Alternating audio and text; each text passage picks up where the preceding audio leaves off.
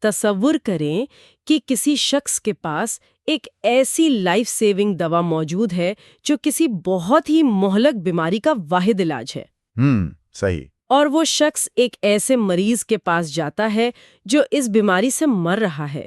وہ اسے دوا پیش کرتا ہے، اس کے فائدے سمجھاتا ہے اور باقاعدہ منت کرتا ہے کہ بھئی یہ دوا کھا لو۔ لیکن مریض وہ دوا نہیں کھاتا۔ بالکل، مریض ضد میں آ کر وہ دوا ہاتھ سے جھٹک دیتا ہے اور سیدھا کچرے میں پھینک دیتا ہے۔ تو اب یہاں ایک سوال پیدا ہوتا ہے، جب اس مریض کا نقصان ہوگا تو اس ناکامی کا بوجھ کس پر آئے گا؟ یہ واقعی ایک بہت گہرا سوال ہے۔ مطلب عام طور پر تو یہی سمجھا جاتا ہے کہ شاید دوا دینے والے کی ہی کوئی غلطی رہی ہو۔ ہاں، اور عام زندگی میں ہم اکثر اسی مخمصے کا شکار رہتے ہیں۔ یعنی ہم کسی دوست کو غلط راستے سے بچانے کی کوشش کرتے ہیں یا کسی سماجی برائی کے خلاف آواز اٹھاتے ہیں اور جب لوگ ہماری بات نہیں سنتے نا تو ہم خود کو ناکام سمجھنے لگتے ہیں۔ بالکل ایسا ہی ہے، اور اسے اگر آج کی نفسیاتی اصطلاح میں کہیں تو یہ سیویئر کمپلیکس یا مسیحا بننے کا خبط کہلاتا ہے۔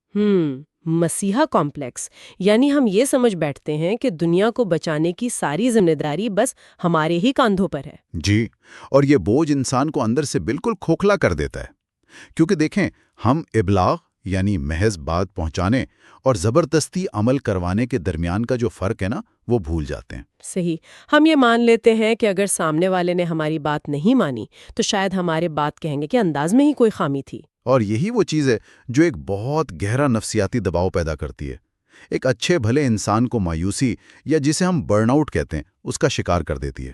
بالکل، تو آج کے اس تفصیلی جائزے کا مقصد اسی نفسیاتی دباؤ، اسی مسیحا کمپلیکس کا ایک کائناتی اور تاریخی حل تلاش کرنا ہے۔ اچھا، تو آج ہم کس ماخذ پر بات کر رہے ہیں؟ آج ہم جس ماخذ کی گہرائی میں اترنے والے ہیں وہ بظاہر تو ایک انتہائی مختصر لیکن فکری لحاظ سے ایک تہلکہ خیز متن ہے۔ یہ قرآن کی سورہ ہود یعنی 11ویں سورت کی آیت نمبر 57 ہے۔ سورہ ہود کی آیت 57؟ جی، اور ہمارے پاس اس ماخذ کا جو عنوان موجود ہے وہ ہے الہی نگہبانی اور جانشینی کی تنبیہ، یا اسے انگریزی میں ہم divine guardianship and the warning of succession کہتے ہیں۔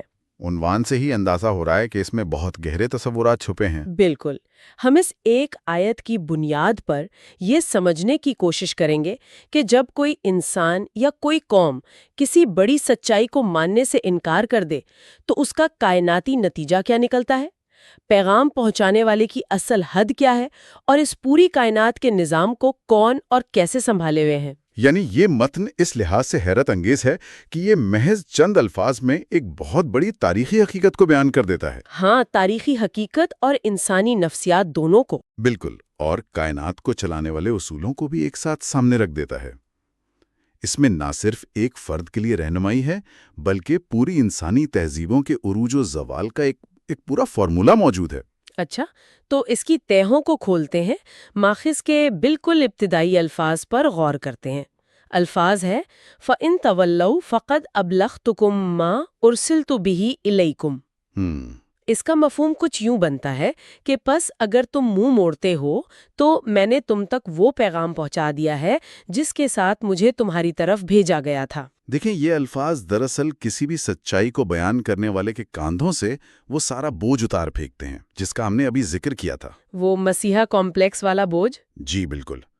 یہاں لفظ تولو یعنی منہ موڑنے کا ذکر ہے۔ یہ اس بات کا بہت واضح اعتراف ہے کہ انسانوں کے پاس انکار کرنے کی مکمل آزادی موجود ہے، یعنی چوائس موجود ہے۔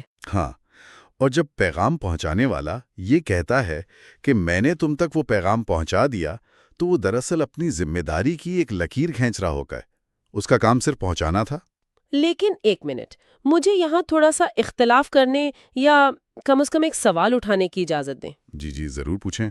اگر کسی عمارت میں آگ لگی ہو اور ایک شخص کا کام لوگوں کو بچانا ہو، وہ صرف سائرن بجا کر اور یہ کہہ کر نہیں جا سکتا کہ بھائی میں نے تو بتا دیا تھا، اب آپ کی مرضی، آپ جلیں یا بچیں۔ یہ ایک دلچسپ زاویہ ہے نا؟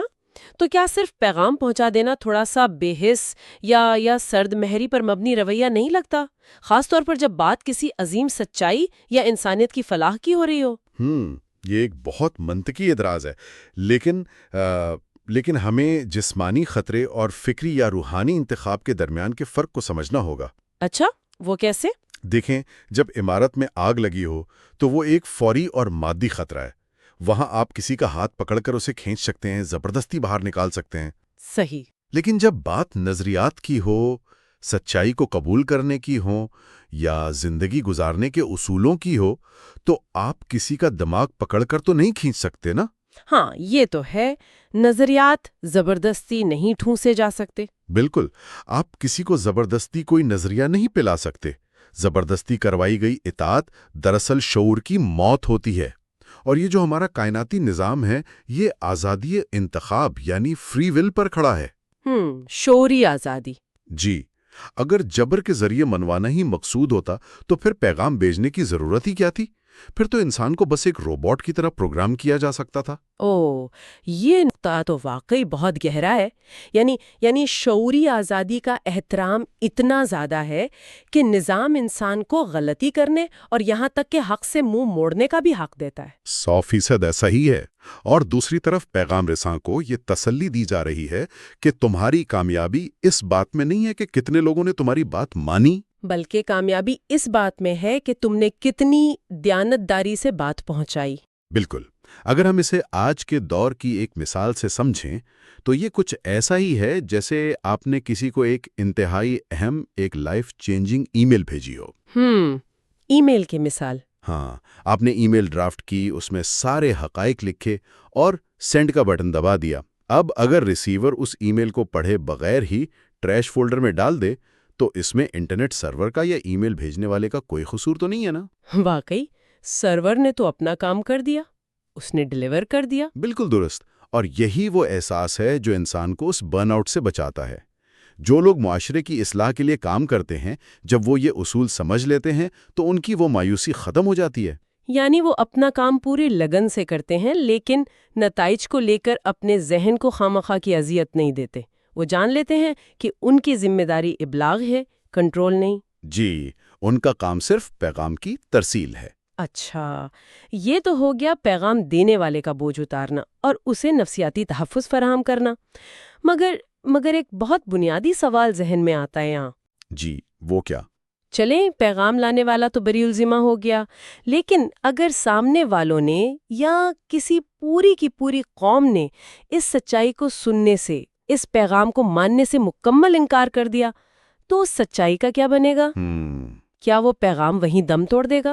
کیا وہ عظیم مقصد ہی ناکام ہو جائے گا؟ ہاں، یہ ایک اہم سوال کھڑا کرتا ہے، اور یہیں سے یہ ماخذ انفرادی نفسیات سے نکل کر ایک بہت بڑے کائناتی اصول کی طرف قدم بڑھاتا ہے۔ اچھا، وہ اصول کیا ہے؟ ماخذ کا اگلا جملہ ہے وَيَسْتَخْلِفُ رَبِّي قَوْمًا غَيْرَكُمْ، یعنی اور میرا رب تمہاری جگہ کسی دوسری قوم کو لے آئے گا۔ کسی دوسری قوم کو لے آئے گا۔ جی، یہ وہ قانون ہے جسے استخلاف یا جانشینی کہا جاتا ہے۔ ہم نے جو شروع میں عنوان پڑھا تھا نا، وارننگ آف سکسیشن، وہ دراصل یہی ہے۔ یعنی جانشینی کی تنبیہ۔ تو اس کا مطلب کیا ہوا؟ اس کا سیدھا سا مطلب یہ ہے کہ اس کائنات میں کوئی بھی گروہ، کوئی بھی قوم یا کوئی بھی انسان ناگزی یعنی انڈسپینسیبل نہیں ہے۔ ارے واہ، یہاں بات واقعی بہت دلچسپ ہو جاتی ہے، کیونکہ اگر ہم انسانی فطرت کو دیکھیں نا تو ہمیں انسان مین کیریکٹر سنڈروم کا بہت زیادہ شکار نظر آتا ہے۔ بالکل، ہر کسی کو لگتا ہے کہ کہانی کا ہیرو وہی ہے۔ ہاں، ہر انسان یا ہر قوم یہی سمجھتی ہے کہ دنیا کی کہانی تو بس انہی کے گرد گھوم رہی ہے۔ تاریخ کی بہت سی طاقتور قوموں نے یہ سوچا کہ اگر وہ نہیں رہیں گی تو شاید دنیا کا نظام ہی رک جائے گا۔ اور انسان کا المیہ بھی یہی ہے، وہ سچائی کو اپنی ذات سے جوڑ لیتا ہے۔ اسے لگتا ہے کہ سچائی اس کی محتاج ہے، جبکہ حقیقت اس کے الٹ ہے۔ بالکل، جانشینی کا یہ اصول بتاتا ہے کہ سچائی پانی کی طرح ہے۔ اگر کوئی قوم ایک بڑی چٹان بن کر اس سچائی کا راستہ روکنے کی کوشش کرے گی تو پانی چٹان کے ہٹنے کی منت نہیں کرے گا، وہ اپنا راستہ بدلے گا اور کسی دوسری سمت سے بہنا شروع کر دے گا۔ جی، خلا کبھی باقی نہیں رہتا۔ اگر ایک گروہ حق کا علم اٹھانے سے انکار کر دے تو کائناتی نظام رکتا نہیں ہے، بلکہ وہ کام کسی اور سے لے لیا جاتا ہے۔ کیا ہم اس کی کوئی جدید دور کی مثال لے سکتے ہیں؟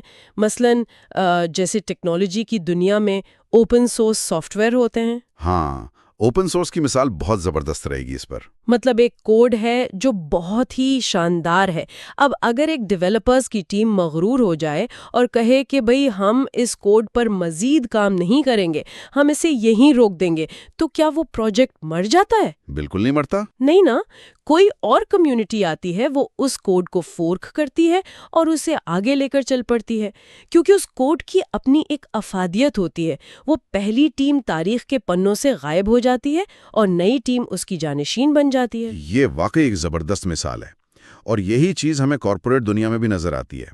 بڑی بڑی کمپنیاں جنہیں اپنے وجود پر بہت غرور تھا، جنہوں نے وقت کی سچائی اور جدت کو ماننے سے انکار کیا، وہ مارکیٹ سے ایسے غائب ہوئیں کہ آج ان کا نام لیوا کوئی نہیں۔ ہاں، بلیک بیری یا کوڈیک جیسی کمپنیاں۔ بالکل، ان کی جگہ نئی کمپنیوں نے لے لی۔ تو جو اصول مارکیٹ اور ٹیکنالوجی پر لاگو ہوتا ہے، تاریخ اور تہذیبوں کے کائناتی نظام پر بھی عین وہی اصول نافذ ہے۔ یعنی یہ جو سکسیشن کی تنبیہ ہے، یہ دراصل انسان کی اسی انا کو توڑنے کے لیے ہے کہ تم حق کے لیے کام کر کے خود پر احسان کر رہے ہو، حق پر نہیں۔ بالکل درست۔ حق کو تمہاری ضرورت نہیں ہے، تمہیں حق کی ضرورت ہے۔ لیکن ذرا رکیے، اگر میں یہاں ڈیولز ایڈوکیٹ یعنی ایک معترض کا کردار ادا کروں۔ جی ضرور کیجئے۔ جب ہم دنیاوی طاقتوں کی بات کرتے ہیں تو فرض کریں ایک بادشاہ ہے اور اس کی رعایا اس کے احکامات ماننے سے انکار کر دے تو بادشاہ شدید غصے میں آ جاتا ہے۔ بالکل آ جاتا ہے۔ وہ ناراض ہوتا ہے، سزائیں دیتا ہے۔ کیوں؟ کیونکہ اگر رعایا بات نہ مانے تو بادشاہ کا تخت کمزور پڑ جاتا ہے، اس کی طاقت رعایا کی اطاعت پر منحصر ہوتی ہے۔ صحیح۔ تو کیا جب ماخذ میں کہا جا رہا ہے کہ تمہاری جگہ دوسری قوم آ جائے گی، تو کیا یہ کسی قسم کے الہی غصے یا کائناتی عدم تحفظ یعنی انسیکیورٹی کو ظاہر کر رہا ہے؟ یہاں جو بات سب سے زیادہ حیران کن ہے وہ یہ ہے کہ یہ ماخذ بالکل اس کے الٹ ایک تصویر پیش کر رہا ہے۔ اچھا، الٹ کیسے؟ آپ نے جو بادشاہ کی مثال دی نا، اس میں بادشاہ اور رعایا کا رشتہ باہمی انحصار کا ہے، یعنی میوچول ڈیپینڈنس۔ بادشاہ کو ٹیکس چاہیے، فوج چاہیے، اپنی انا کی تسکین چاہیے۔ ہاں، بادشاہ کو ان کی ضرورت ہے۔ لیکن ماخذ کے اگلے الفاظ اس مفروضے کو جڑ سے اکھاڑ دیتے ہیں۔ الفاظ ہیں وَلَا تَضُرُّونَهُ شَيْئًا، یعنی اور تم اسے کچھ بھی نقصان نہیں پہنچا سکو گے۔ یعنی بات صرف اتنی نہیں ہے کہ تم ہٹا دیے جاؤ گے، بلکہ یہ بھی بتایا جا رہا ہے کہ تمہارے ہٹنے سے یا تمہارے انکار کرنے سے اس ذات کو کوئی رتی برابر نقصان نہیں ہوگا۔ بالکل۔ عربی کا لفظ شیئن یہاں استعمال ہوا ہے، جو ظاہر کر رہا ہے کہ ایک ذرے کے برابر بھی یا معمولی سا بھی کوئی فرق نہیں پڑے گا۔ یعنی وہ مکمل طور پر بے نیاز ہے۔ جی، اور یہیں سے طاقت کا ایک بالکل نیا توازن سامنے آتا ہے، جسے ہم الہی بے نیازی کہتے ہیں۔ یہ ایک یک طرفہ انحصار کا رشتہ ہے۔ یک طرفہ انحصار؟ ہاں، یعنی مخلوق اپنے ہر سانس کے لیے خالق کی محتاج ہے، لیکن خالق ان کی اطاعت، ان کی عبادت یا ان کے سچائی کو قبول کرنے سے مکمل طور پر بے نیاز ہے۔ انسان اپنی بغاوت سے کائنات کے نظام میں کوئی دراڑ نہیں ڈال سکتا، وہ صرف اپنا ہی نقصان کر سکتا ہے۔ بالکل، اس کا انکار اس کی اپنی ذات تک محدود ہے۔ اچھا، میں اس بات کو تھوڑا اور سمجھنے کی کوشش کر رہی ہوں۔ اگر اس ذات کو ہمارے ماننے یا نہ ماننے سے کوئی فرق ہی نہیں پڑتا، اگر وہ اتنا ہی بے نیاز ہے، تو پھر یہ سارا تردد کیوں؟ تردد سے آپ کی کیا مراد ہے؟ میرا مطلب ہے یہ پیغام بھیجنے کی، بار بار تنبیہ کرنے کی ضرورت ہی کیا ہے؟ وہ بس انسانوں کو ان کے حال پر چھوڑ کیوں نہیں دیتا کہ بھئی تباہ ہوتے ہیں تو ہو جائیں؟ اور یہی وہ مقام ہے جہاں اس کائناتی اصول کی خوبصورتی پوری طرح کھل کر سامنے آتی ہے۔ وہ کیسے؟ ذرا سوچئے، جب کسی کا کوئی ذاتی مفاد آپ سے وابستہ نہ ہو اور پھر بھی وہ آپ کو کسی خطرے سے آگاہ کر رہا ہو، تو اس کا کیا مطلب ہوتا ہے؟ اس کا مطلب یہ ہے کہ وہ رہنمائی، وہ پیغام 100% خالصتاً میرے فائدے کے لیے ہے۔ بالکل۔ جب خالق کہتا ہے کہ تم مجھے کوئی نقصان نہیں پہنچا سکتے، تو وہ دراصل انسان کو یہ احساس دلا رہا ہے کہ میں نے یہ اصول، یہ سچائیاں اس لیے وضع نہیں کی کہ مجھے تمہاری محتاجی ہے، بلکہ اس لیے کی کیونکہ ہمیں ان کی ضرورت ہے۔ جی، یہ جو بے نیازی ہے نا، یہ دراصل خالص ترین ہمدردی اور شفقت کی بنیاد ہے۔ یہ تو واقعی نظریہ ہی بدل دینے والی بات ہے۔ یعنی وہ ہمیں تنبیہ اس لیے کر رہا ہے کیونکہ وہ نہیں چاہتا کہ ہم خود اپنا نقصان کریں۔ بالکل ایسا ہی ہے۔ یہ ایسا ہی ہے کہ اگر ایک ڈاکٹر مریض کو سگریٹ پینے سے منع کرتا ہے اور مریض نہیں مانتا تو مریض کے سگریٹ پینے سے ڈاکٹر کو تو کینسر نہیں ہوگا نا؟ ہاں، ڈاکٹر کی صحت پر کیا فرق پڑے گا؟ کوئی فرق نہیں پڑے گا۔ بالکل، لیکن ڈاکٹر پھر بھی منع کرتا ہے کیونکہ اسے مریض کی پرواہ ہے، وہ اپنا فرض نبھا رہا ہے۔ بہترین مثال ہے۔ اور جب ہم اس مکمل بے نیازی کو دیکھتے ہیں نا تو ایک اور خدشہ بھی پیدا ہو سکتا ہے ذہن میں۔ کیسا خدشہ؟ کوئی یہ سوچ سکتا ہے کہ اگر وہ خالق اتنا ہی بے پرواہ اور بے نیاز ہے کہ اسے ہمارے اعمال سے کوئی فرق نہیں پڑتا تو کیا وہ محض ایک تماشائی ہے؟ اوہ ہاں، کیا اس نے کائنات کی گھڑی کو ایک بار چابی دی اور پھر اسے اپنے حال پر چھوڑ کر دور بیٹھ گیا؟ جی، جسے فلسفے میں واچ میکر اینالوجی کہا جاتا ہے کہ بنانے والے نے بنا کر چھوڑ دیا اور اب دنیا یوں ہی اندھے حادثات کے سہارے چل رہی ہے۔ تو کیا واقعی ایسا ہے؟ یہ تو بہت ہی اہم سوال ہے۔ تو ماخذ اس بارے میں کیا کہتا ہے؟ اس کا جواب ہمیں ماخذ کے بالکل آخری حصے میں ملتا ہے جو اس پوری گفتگو کو سمیٹ لیتا ہے، اور وہ الفاظ ہیں ان ربی علی کل شیء حفیظ۔ بے شک میرا رب ہر چیز پر نگہبان ہے، یعنی حفیظ ہے۔ جی، اگر ہم اسے اس بڑی تصویر کے ساتھ جوڑیں جو ہم ڈسکس کر رہے ہیں تو عنوان کا جو پہلا حصہ تھا ڈیوائن گارڈین شپ یعنی الہی نگہبانی، وہ اسی لفظ حفیظ میں چھپا ہے۔ لفظ حفیظ میں نے اکثر سنا ہے کہ اس کا مطلب حفاظت کرنے والا ہوتا ہے، لیکن یہاں اس سیاق و سباق میں اس کا کیا مطلب بنتا ہے؟ کیا یہ صرف ایک CCTV کیمرے کی طرح دور سے دیکھنے اور ریکارڈ کرنے کا عمل ہے؟ نہیں، CCTV کیمرہ تو ایک بے جان اور غیر فعال چیز ہے جو صرف دیکھتی ہے۔ حفیظ ایک انتہائی فعال، ایکٹیو اور ہماگیر کردار ہے۔ اچھا، ایکٹیو کردار؟ ہاں، اس کا مطلب محض دیکھنا نہیں ہے، بلکہ ہر چیز کے وجود کو برقرار رکھنا، اس کے توازن کو قائم رکھنا اور ایک ایک عمل کو، ایک ایک واقعے کو اپنے علم میں مکمل طور پر محفوظ رکھنا ہے۔ جو قومیں مٹ گئیں، کیا ان کی داستان بس ہوا میں تحلیل ہو گئی؟ جو اعمال کسی نے کیے، کیا وہ تاریخ کے اندھیرے میں گم ہو گئے؟ نہیں، حفیظ ہونے کا مطلب یہ ہے کہ اس کائنات کے ردی کی ٹوکری میں کچھ بھی ضائع نہیں ہوتا۔ ارے واہ! یعنی ہر چیز کا حساب محفوظ ہے۔ بالکل محفوظ ہے۔ یہ تو ایک ہی وقت میں انتہائی سکون دینے والا اور انتہائی خوف زدہ کر دینے والا تصور ہے۔ وہ کیسے؟ دیکھیں، سکون اس بات کا کہ ہم کسی اندھے، بہرے اور بے ترتیب نظام کے رحم و کرم پر نہیں ہیں۔ دنیا میں ہونے والی ناانصافیاں یا سچائی کو دبانے کی جو کوششیں ہوتی ہیں، یہ سب ضائع نہیں ہو رہا۔ بالکل۔ ایک باشعور نگہبان موجود ہے جو حق کو اور سچ کو محفوظ رکھے ہوئے ہے۔ کائنات کوئی افراتفری کا نام نہیں ہے۔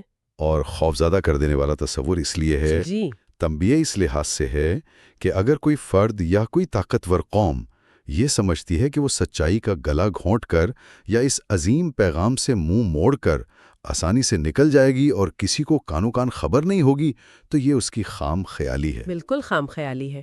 وہ حفیظ ہے۔ ہاں، اس کی نگاہ اور اس کی گرفت سے، اس کے حساب سے کائنات کا ایک ذرہ بھی باہر نہیں جا سکتا۔ کوئی بھی روگردانی کبھی بھی اس کے نوٹس سے باہر نہیں ہے۔ 100% درست۔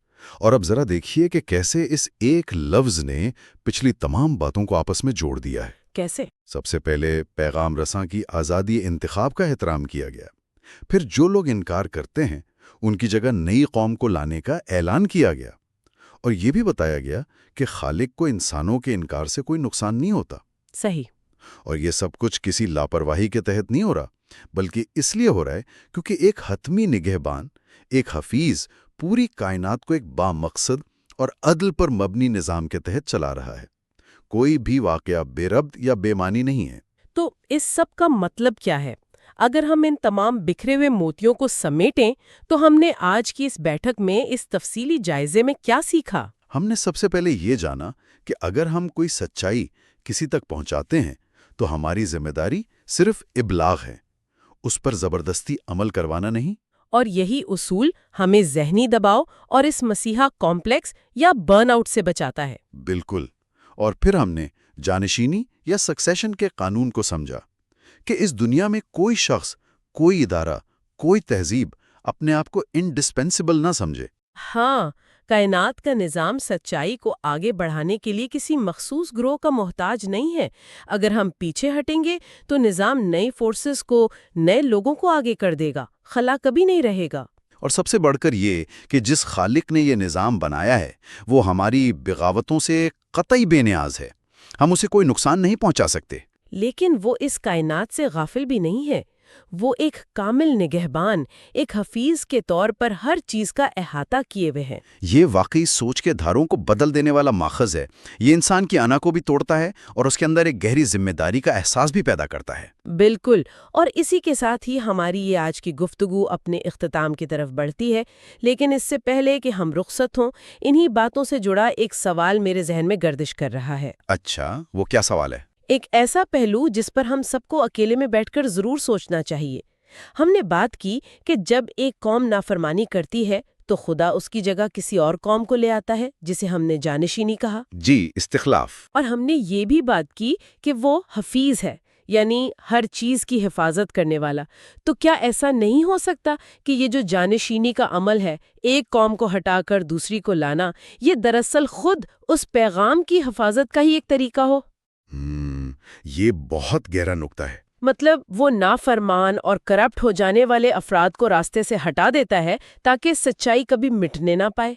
کیا اقوام کی تبدیلی دراصل سچائی کو ہمیشہ زندہ رکھنے کا ہی ایک خدائی میکینزم ہے؟